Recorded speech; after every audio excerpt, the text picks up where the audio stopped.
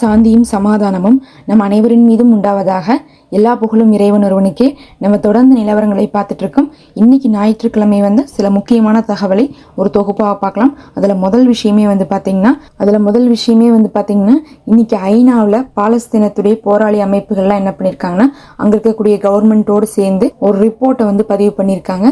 தொடர்ந்து இஸ்ரேல் எங்க மேல எதெல்லாம் அனுமதி இல்லாத ஆயுதங்களோ அதை போட்டுக்கிட்டே இருக்கிறாங்க. பத்தாவதுக்கு அது இல்லாம தினம் தினம் நிறைய பரிசோதனைகளை எங்க மேல செஞ்சுட்டு இருக்காங்க அப்படின்னு இருக்காங்க. அதாவது இப்ப என்ன பண்றாங்கன்னா போரை கொண்டு வந்துட்டு இந்த மாதிரி சண்டை நடக்கக்கூடிய இடத்துல எல்லாம் அமெரிக்கா என்ன பண்ணிடுறாங்கன்னா அவங்க புதுசா கண்டுபிடிக்கக்கூடிய ஆயுதத்தெல்லாம் இஸ்ரேல்கிட்ட கொடுத்து இதெல்லாம் போட்டு கொஞ்சம் டெஸ்ட் பண்ணி சொல்லுங்க, இதனால என்ன நடக்குதுன்னு சொல்லிட்டு என்ன பண்ணிடுறாங்க, இந்த மாதிரி போர் நடக்கக்கூடிய இடத்துக்கு கொடுத்துட்றாங்க. அதே தான் என்ன பண்ணிடுறாங்க உக்ரைன்கிட்ட கொடுத்து ரஷ்யா மேல போட சொல்றாங்க.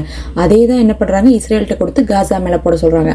காசால பார்த்தா இதெல்லாம் தடை செய்யப்பட்டிருக்கோ அந்த தடை செய்யப்பட்டதையும் போடுறாங்க.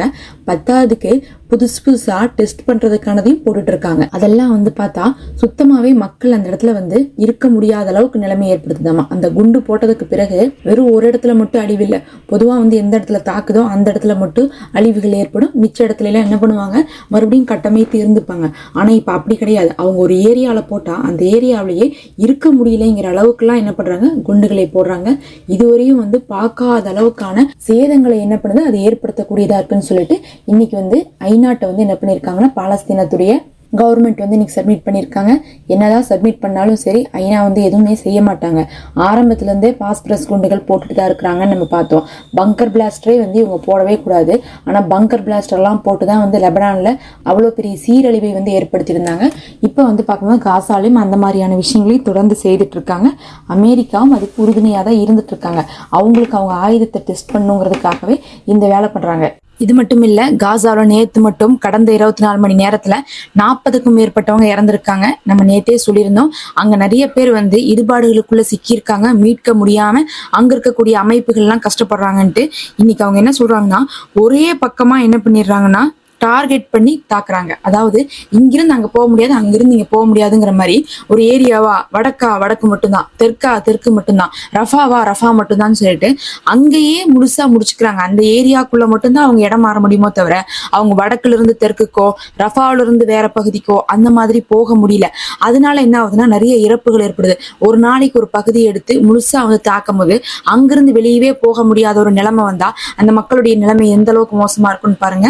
அதனாலதான் வீதிகள்ல கூட இறந்தவங்களுடைய சடலங்கள் இருக்கு. அந்த சடலங்களை கூட மீட்க முடியாம மிருகங்கள் சாப்பிடுது அப்படின்னு சொல்றாங்க. நாய்கள்லாம் கடிச்சு கொதறக்கூடிய காட்சிகள்லாம் வருதுன்னா அந்த அளவுக்கு வெளியே யாருமே தலை காட்ட முடியாத அளவுக்கு நிலைமை மோசமா இருக்கு. சுத்தியும் என்ன பண்ணிடுறாங்க இவங்க ராணுவம் இருக்கிறாங்க, மேலிருந்தும் தாக்குறாங்க, கீழ இருந்து தரைப்படை மூலமாகவும் தாக்குறாங்க. அது போகவும் வெளியே விடாம செய்யறனால நிறைய பேர் ரோட்டோரங்கள்ல கூட இறந்திருக்காங்கன்னு சொல்லிட்டு ரொம்ப கவலையான தகவலை பதிவு செய்திருக்காங்க. இன்னைக்கு அதுலயும் அல்லக்ஸா தொலைக்காட்சி இருக்கு. அதாவது காசாவுடைய அவங்களுடைய கவர்மெண்ட்டுடைய தொலைக்காட்சி எப்படி நம்ம அல் ஜசீராவெல்லாம் பாக்குறோமோ அந்த மாதிரி அல்லக்ஸாங்கிறது அங்கிருந்தே இயங்கக்கூடியதா இருக்குது. அல் ஜசீரா கத்தாரோடது. ஆனா பாத்தீங்கன்னா உங்களுக்கு அல் ஜசீரா உள்ள காசாக்குள்ள இயங்கி கொண்டு இருக்கு. ஆனா அல்லக்ஸாங்கிறது அவங்களுடைய அபிஷியலான கவர்மெண்டோடது. அந்த தொலைக்காட்சியுடைய ஒரு செய்தியாளர் தொடர்ந்து செய்திகளை கரெக்டா கொடுத்துட்டே இருக்காரு அப்படின்னு சொல்லிட்டு அவரை இன்னைக்கு என்ன பண்ணிருக்காங்க குறி வச்சு தாக்கியிருக்காங்க. பத்திரிகையாளர்களும் சரி அவங்க குடும்பங்களும் சரி நிறைய பேர் அங்க இறந்திருக்காங்க அப்படிங்கறதா உண்மை. அப்படி இல்லாட்டினாலும் சரி பொதுமக்களாக இருந்தாலுமே அவங்க இறப்பாங்க. பத்திரிகையாளர்களையும் டாக்டர்களை மட்டும்தான் குறி வைக்கிறாங்கன்னு கிடையாது, பொதுமக்களையும் குறி வச்சுட்டு தான் இருக்கிறாங்க. அதனால அவங்கவுங்க பணிக்கு தொடர்ந்து போயிட்டு தான் இருக்காங்க. பத்திரிகையாளர் அவர்களுடைய தரப்புல இருந்து செய்தியை இந்த உலகத்துக்கு கொடுத்துட்டே இருக்கணும்.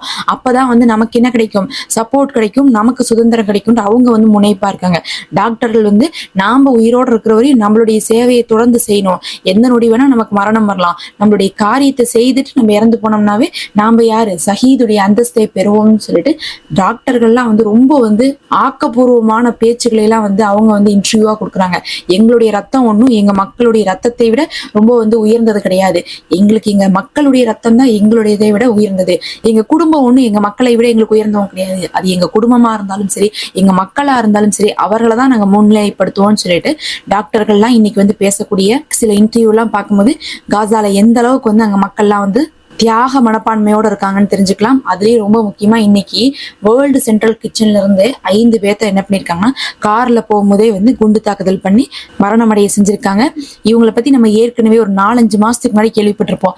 வேர்ல்டு சென்ட்ரல் கிச்சன் சொல்லிட்டு அவங்க வெளிநாட்டுல இருந்து, அது ஒரு தொண்டு அமைப்பு. அந்த அமைப்புடைய வேலையே என்னன்னா, எங்கேயாவது வந்து உணவே கிடைக்காம மக்கள் ரொம்ப பஞ்சத்துல கஷ்டப்படுறாங்கன்னா அங்க இந்த அமைப்பை வந்து அனுப்புவாங்க. பல்வேறு நாடுகள்ல இருக்கக்கூடிய மனிதர்கள் அதில் வேலை செய்வாங்க. அவங்க வந்து அதிகமான மேற்கத்திய நாடுகள்ல இருக்கக்கூடிய மனிதர்களாக தான் அதிகமா இருப்பாங்க. எப்படி வந்து லெபனான்ல வந்து பீஸ் கீப்பிங்னு சொல்லி ஒரு படம் நின்றுட்டு இருக்கோம், அதுல வந்து எல்லா நாட்டை சேர்ந்தவங்களும் இருக்காங்களோ, பிரான்ஸை சேர்ந்தவங்க இருப்பாங்க, நெதர்லாண்டை சேர்ந்தவங்க இருப்பாங்கன்னு சொல்லிட்டு இருக்கோமோ, அதே மாதிரி இந்த வேர்ல்டு கிச்சன்லயும் வந்து பார்க்கும்போது எல்லா நாட்டை சேர்ந்து அந்த தொண்டு நிறுவனத்தை சேர்ந்தவங்க இருப்பாங்க. அவங்க எல்லாரும் ஒரு அமைப்பா சேர்ந்து இருந்து எந்த நாடெல்லாம் ரொம்ப கஷ்டப்படுதோ அங்க போய் சமைச்சு சாப்பாட்டை கொடுக்கறதா இவங்க வேலை. இவங்களுக்கு வந்து பார்த்தா சர்வதேச ரீதியாக ஃபண்ட் வந்துடும். இவங்களுக்கு யாரும் காசு கொடுக்கணும், காசு கொடுத்துதான் வந்து வாங்கி சாப்பிடணும் கிடையாது. இன்னைக்கு உலகத்துல ரொம்ப பாதிக்கப்பட்ட மக்கள்னா அது காசா மக்கள் தான். அதனால வேர்ல்டு கிச்சன் சென்டர் வந்து ஒரு 6-7 மாசமாவே இருக்கிறாங்க காசாக்குள்ள. அப்பவே அவங்க வந்த ஒரே வாரத்திலே என்ன பண்ணாங்கன்னா, அவங்க தங்கியிருந்த கூடாரத்தை எல்லாம் இஸ்ரேல் எரிச்சாங்க, ரொம்ப கொடுமைப்படுத்தினாங்க. அப்ப வந்து அவங்களுடைய வேனவே வந்து தாக்கியிருந்தாங்க. அவங்க வேன்ல வச்சு சமைச்சு அந்தந்த ஏரியாவுக்கு கொண்டு போய் மக்களுக்கு கொடுத்துட்டு இருந்தாங்க, தாக்கியிருந்தாங்க. அப்ப அது ரொம்பவே ஒரு பேசு பொருளா மாறி இருந்துச்சு. இப்ப இத்தனை நாள் கழிச்சு மறுபடியும் நேத்து அவங்களுடைய ஒரு வேனை தாக்கி அதுல 5 பேர் இறந்திருக்காங்க. இப்ப அவங்க சொல்றாங்க, எங்களை இங்கிருந்து கூப்பிட்டுக்கோங்க, எங்களுக்கு இங்க சேஃபே இல்லை, எங்களால இங்க இருக்க முடியலங்கிறாங்க. இப்ப காசாக்குள்ள இருக்கிறவங்க வேற வழி இல்லை, வெளியே போக மாட்டாங்க. ஆனா வெளியிருந்து வந்தவங்க என்ன நினைப்பாங்க, நம்ம உயிர் பிழைக்கணும்னு தான் நினைப்பாங்க. எங்களால இங்க இருக்கவே முடியல, ரொம்ப கஷ்டமா இருக்கு, எங்களுடைய ஆட்களையே குறி வைக்கிறாங்க, அதனால எங்களை வெளியே எடுத்துக்கோங்கன்னு சொல்லிட்டு அவங்களே இன்னைக்கு சொல்லிட்டாங்க. அவங்களும் கைவிட்டுட்டா இன்னைக்கு காசா மக்களுக்கு யார் சாப்பாடு கொடுப்பாங்க அப்படிங்கக்கூடிய ஒரு பெரும் அவல நிலை ஏற்பட்டிருக்கு. இப்படிதான் வந்து என்ன பண்ணிட்டு இருந்தாங்க, முதலே வந்து UNRW என்ன பண்ணாங்க, முடக்கினாங்க. அதே மாதிரி இப்ப வந்து பார்க்கும்போது வேர்ல்டு கிச்சன் சென்டரையும் வந்து முடக்குறாங்க. இந்த மாதிரி ஒவ்வொன்றா முடக்க அந்த மக்களுடைய நிலைமை ரொம்ப பரிதாபமாக போயிட்டு இருக்கு. இதெல்லாம் இங்க காசாலேனா போராளிகள் என்ன செஞ்சிருக்காங்கன்னு பார்க்கும்போது, நேத்து 4 மெர்கவாக்களையும் ஒரு ராணுவ கேரியரையும் என்ன பண்ணிருக்காங்க, காசால வச்சு அடிச்சிருக்காங்க. ராணுவ கேரியர்னா எப்படி ஒரு 15 பேர்த்தெல்லாம் ஏத்திட்டு தான் போவாங்க, அந்த மாதிரியான ஒரு கேரியர் வண்டி. அது போக ஒரு 4 மெர்கவாக்களையும் அழிச்சிருக்காங்க. கண்டிப்பா 45 பேரெல்லாம் வந்து தாராளமாக வந்து அந்த இடத்துல வந்து இஸ்ரேலுடைய ராணுவம் என்ன பண்ணிருப்பாங்க, பாதிக்கப்பட்டிருப்பாங்க, இறந்திருப்பாங்கன்னு சொல்லிட்டு இன்னைக்கு வந்து என்ன பண்றாங்கன்னா காசாவுடைய தரப்புல இருந்து தகவல் கொடுக்குறாங்க. இது இல்லாம தொடர்ந்து அங்க சண்டை நடந்துகிட்டே இருக்கு. மறுபக்கம் நம்ம லெபனான்ல பார்த்தா, லெபனான்ல தான் வந்து யுத்தம் நின்றுச்சு, அங்க என்னத்தை பாக்குறதுக்கு இருக்கு அப்படின்னு நீங்க நினைச்சா, நேத்தும் இஸ்ரேல் என்ன பண்ணிருக்காங்க, அத்துமீறி இருக்காங்க.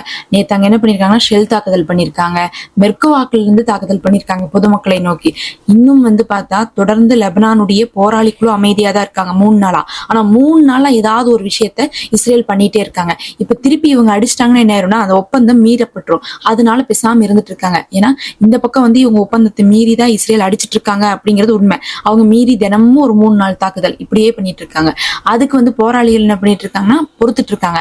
அவங்களும் அடிக்க ஆரம்பிச்சாங்கன்னா மறுபடியும் யுத்தம் ஆரம்பிச்சிடும். நின்னது வந்து நின்ன மாதிரி இருக்காது, அப்புறம் பொதுமக்களுக்கு தான் கஷ்டம் அப்படிங்கறதுனால என்ன பண்றாங்க, அவங்க பொறுத்து போயிட்டு இருக்காங்க. ஆனா 3 நாளா இது தொடர்ந்து நடக்கிறதுனால ஆய்வாளர்கள் சொல்றாங்க, இந்த எப்படியும் இந்த ஒப்பந்தம் வந்து என்ன ஆயிரும், முறிஞ்சு போயிரும். கண்டிப்பா லெபனானுடைய போராளி குழு வந்து எதிர்த்தாக்குதல் பண்ணி பதிலடி கொடுக்கறதுக்கான எல்லா வாய்ப்பும் இருக்குன்னு சொல்லிட்டு இருக்காங்க. இப்போதைக்கு அவங்க வந்து எதுவும் வந்து எதிர்த்தாக்குதல் பண்ணாட்டினாலும் சரி, அவங்க என்ன பண்ணிட்டு இருக்காங்க, உள்ள வரக்கூடிய மக்களுக்கெல்லாம் வந்து என்னென்ன பணிகள்லாம் செய்யணுமோ அந்த பணிகள்லாம் செஞ்சு அவர்களை வரவேற்று அந்த இடத்தையே வந்து மீண்டும் கட்டமைத்து கொண்டிருக்காங்க. இந்த 2 மாசத்துக்குள்ள நம்ம என்னென்னலாம் பண்ணணுமோ அதெல்லாம் பண்ணிட்டு இருக்காங்க. ஆனா இஸ்ரேல் வந்து மறுபடியும் சண்டைக்கு வான்னு சொல்லிட்டு இழுத்துட்டு இருக்காங்க. இன்னும் படைகள் என்ன பண்ணல, வெளியேறல, அதுக்கு பதில் முன்னேறிட்டு இருக்காங்களாமா இஸ்ரேலுடைய படைகள். அடிச்சுட்டு என்ன பண்றாங்க, அந்த குறிப்பிட்ட ஏரியாக்குள்ளெல்லாம் மக்களையே விட மாட்டேங்கிறாங்க, உள்ள வர வேண்டாங்கிறாங்க. ஒரு சில ஏரியாக்குள்ளெல்லாம் இந்த லிட்டானி நதி பகுதிக்கு பக்கத்துல என்ன பண்றாங்கன்னா முன்னேறி போயிட்டு இருக்காங்க இஸ்ரேல் படை. இவங்க சமாதானம் பேசிட்டாங்கன்னா பேசாம தானே இருக்கணும் அப்படிங்கக்கூடிய பெரிய கேள்வியை எல்லாரும் எழுப்பிட்டு இருக்காங்க. நல்லா கவனிச்சு பார்த்தா தெரியும், இவங்க வந்து இந்த சமாதான பேச்சுவார்த்தைக்கு வந்தாங்களே, வந்ததே போராளிகள் கூட வரல, அங்க இருக்கக்கூடிய லெபனானுடைய கவர்மெண்ட் கூட தான் வந்தாங்க. லெபனானுடைய கவர்மெண்ட் அப்படிங்கிறது ஒரு டம்மி கவர்மெண்ட். அவங்க வந்து அமெரிக்காவுடைய பேச்சு தான் கேட்டுட்டு இருக்காங்க. என்னத்த சமாதானத்தை பேசியிருப்பாங்கன்னே தெரியாது. அந்த அளவுக்கு ஒரு மோசமான ஒரு சமாதான பேச்சுவார்த்தை தான் இப்ப போயிருக்கு. நிறுத்தணும்னு சொல்லிட்டு கூட வந்து இஸ்ரேல் நிறைய வேலைகளை செஞ்சுட்டு இருக்காங்க. லெபனான்ல எந்த நேரம் வேண்டாம் மறுபடியும் யுத்தம் ஆரம்பிக்கலாங்கிற நிலைமைக்கு மோசமாக வந்து தள்ளப்பட்டு இருக்குது. நேத்து மட்டுமே நம்ம சொன்ன மாதிரி செல் தாக்குதலும் சரி, மெர்கவா தாக்குதல்கள் இதெல்லாம் பண்ணியிருக்காங்க. ஆனா இஸ்ரேல் பாத்தீங்கன்னா ஜம்முன்னு இருக்குது. லெபனான் இருந்து என்ன பண்ணல, எந்த ஒரு தாக்குதலும் 3 நாளா வரல. இதே ஒரு வருஷமா ஓயாம வான் தாக்குதல் பண்ணிட்டே இருந்தாங்க. அப்படி பண்ணிட்டு இருந்த இடத்துல இப்ப நிறுத்தினதுக்கு அப்புறம் அங்கிருந்து எதுவுமே வரலைன்னு சொல்லிட்டு அவங்க நல்லா நிம்மதியா உட்காந்துட்டு இருக்காங்க. இருந்தாலும் லெபனான் மக்களை மட்டும் என்ன பண்ணிட்டு இருக்காங்கன்னா ஒரு ஏரியால தான் விடுறாங்க, ஒரு குறிப்பிட்ட ஏரியாவை மட்டும் பிடிச்சி வச்சிருக்காங்க. அந்த ஏரியாக்குள்ள விடாம வந்து அந்த மக்களை கஷ்டப்படுத்திட்டு இருக்காங்க. ஏதாவது ஒரு மாற்றம் வருதான்னு பார்க்கலாம்.